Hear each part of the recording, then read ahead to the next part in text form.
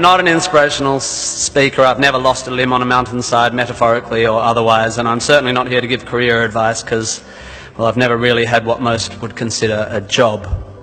However, I have had large groups of people listening to what I say for quite a few years now, and it's given me an inflated sense of self-importance. So I will now, at the ripe old age of 37.9, bestow upon you 9 life lessons. 1, you don't have to have a dream. Americans on talent shows always talk about their dreams. Fine, if you have something you've always wanted to do, dreamed of, like in your heart, go for it. After all, it's something to do with your time, chasing a dream. And if it's a big enough one, it'll take you most of your life to achieve, so by the time you get to it and are staring into the abyss of the meaninglessness of your achievement, you'll be almost dead, so it won't matter. I never really had one of these dreams, and so I advocate passionate dedication to the pursuit of short-term goals. Be micro-ambitious. Put your head down and work with pride on whatever is in front of you. You never know where you might end up.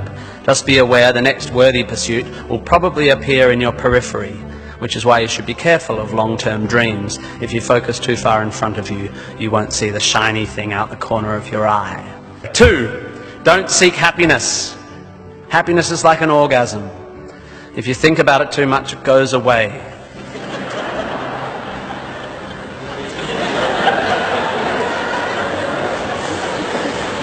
Keep busy and aim to make someone else happy, and you might find you get some as a side effect. We didn't evolve to be constantly content. Contented Homo erectus got eaten before passing on their genes.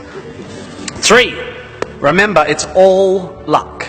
You are lucky to be here. You are incalculably lucky to be born. Understanding that you can't truly take credit for your successes, nor truly blame others for their failures, will humble you and make you more compassionate. Empathy is intuitive, but is also something you can work on intellectually. 4, exercise. I'm sorry, you pasty, pale, smoking philosophy grads, arching your eyebrows into a Cartesian curve as you watch the human movement mob winding their way through the miniature traffic cones of their existence. You are wrong and they are right.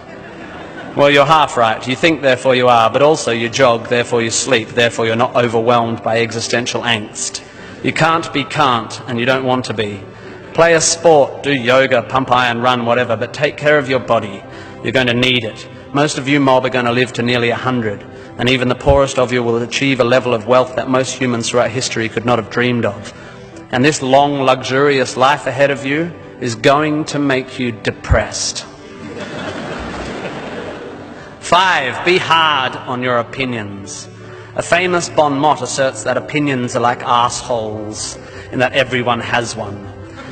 There is great wisdom in this, but I would add that opinions differ significantly from assholes, and that yours should be constantly and thoroughly examined.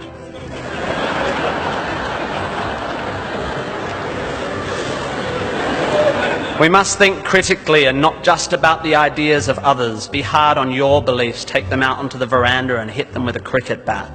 Be intellectually rigorous, identify your biases, your prejudices, your privileges. Most of society's arguments are kept alive by a failure to acknowledge nuance. We tend to generate false dichotomies and then try to argue one point using 2 entirely different sets of assumptions, like 2 tennis players trying to win a match by hitting beautifully executed shots from either end of separate tennis courts. 6, be a teacher. Please, please, please be a teacher. Teachers are the most admirable and important people in the world. You don't have to do it forever, but if you're in doubt about what to do, be an amazing teacher. Even if you're not a teacher, be a teacher. Share your ideas. Don't take for granted your education. Rejoice in what you learn and spray it. 7, define yourself by what you love. I found myself doing this thing a bit recently where if someone asks me what sort of music I like, I say, well, I don't listen to the radio because pop song lyrics annoy me. Or if someone asks me what food I like, I say, I think truffle oil is overused and slightly obnoxious. And I see it all the time online, people whose idea of being part of a subculture is to hate Coldplay or football or feminists or the Liberal Party. We have a tendency to define ourselves in opposition to stuff. As a comedian, I make my living out of it. But try to also express your passion for things you love. Be demonstrative and generous in your praise of those you admire. Send thank you cards and give standing ovations. Be pro stuff, not just anti stuff. 8, respect people with less power than you. I have in the past made important decisions about people I work with, agents and producers, big decisions based largely on how they treat the wait staff in the restaurants we're having the meeting in. I don't care if you're the most powerful cat in the room, I will judge you on how you treat the least powerful. So there.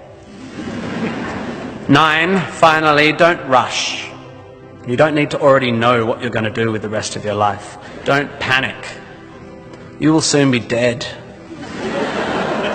Life will sometimes seem long and tough, and God, it's tiring.